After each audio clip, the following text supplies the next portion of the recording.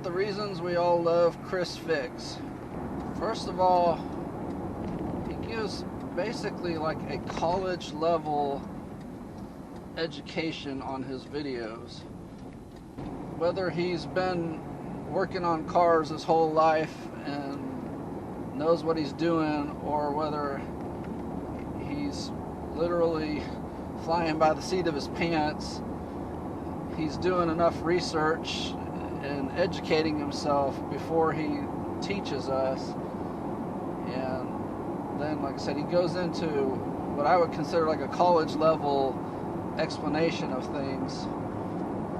And at least for me, whenever I watch his videos, I always feel like I've learned something, even if it's some sort of fix that I've done 100 times in my life. I have to give him a lot of props and respect for his camera work and lighting work. As somebody who tries to shoot DIY fix videos, I really understand and appreciate what he goes through to make his look like a professional movie studio filmed them. I'll try to post some examples of mine up on this, but basically I can't tell you how many hundreds or thousands of shots that I've taken and then had to scrap them because the whole camera is blocked by my shoulder or elbow or something along those lines, and thus the shot is ruined and useless. I'm sure he's gone through some of that too, but obviously, unlike me, he goes back and refilms things and has all the lighting perfect and whatnot. I usually don't figure out that the shot's ruined until I'm in the editing room and it's too late to go back and refilm it. I mean, I guess I could do it like another day or whatever, but usually I just work around it and do the best I can. Next is his list of tools. Now, I don't know if he starts his videos and has all the tools laid out, or if he does what I do. I will pull the tools out as I'm using them and set them aside, and then the last shot that I film is the tools that were required. And then when I edit the video, I show that scene first. It's very helpful to know what tools you're going to need for a job, because if you need to purchase something ahead of time, you can. You know, that's one great thing about Amazon. I'll get on there and order some specialty tool and have it, you know, prime delivery within 5 days. It used to be 2 days, but since the pandemic, it's hardly ever 2 days anymore. But then every now and then it'll shock me. I'll order something on a Sunday night and it'll arrive Tuesday, and I'm thinking, how?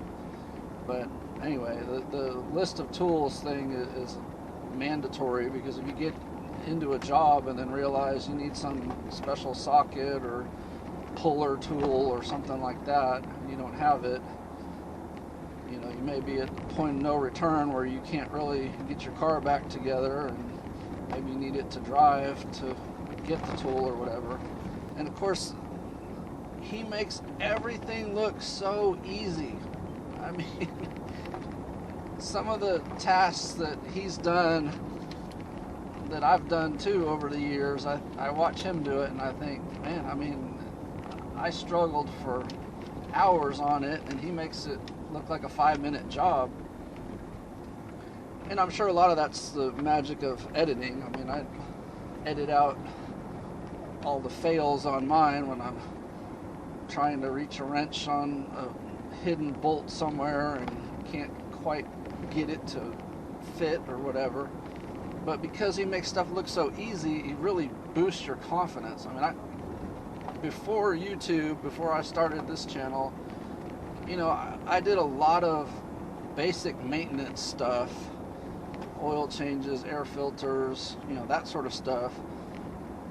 But anything beyond that, I was typically kind of scared to do, and so I shied away from doing a lot of that stuff.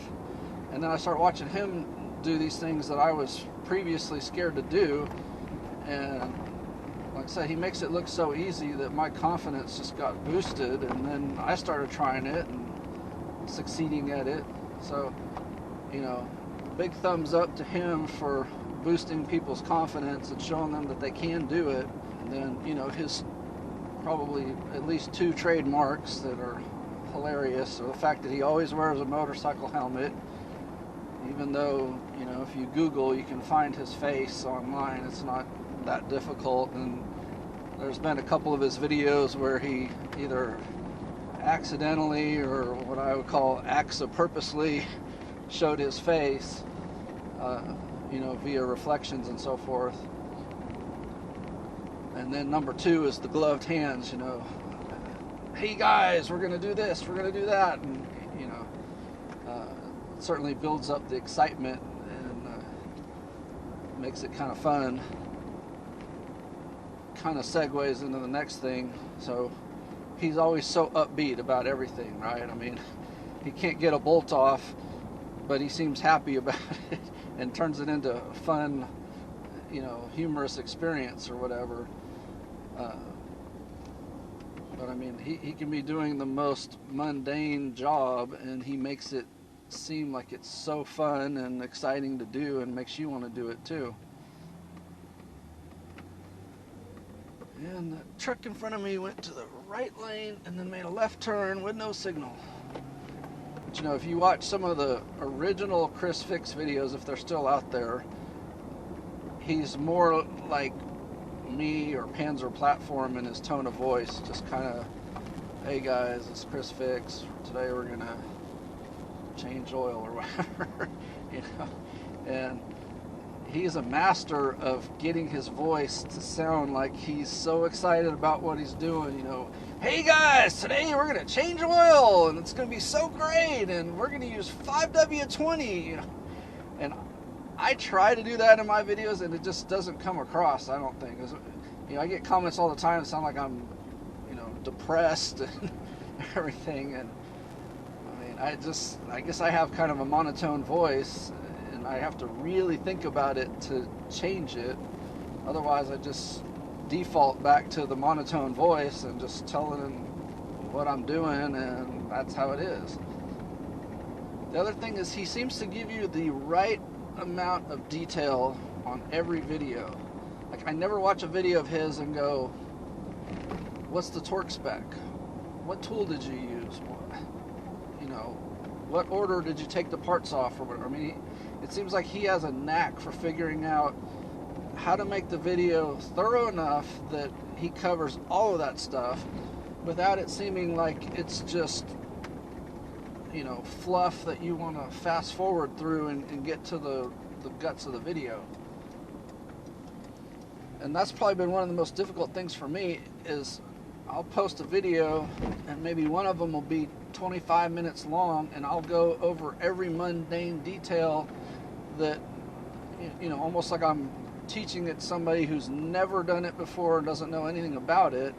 And then I'll get a bunch of comments about, you know, it was too long and too wordy, you know, just get to the point, whatever.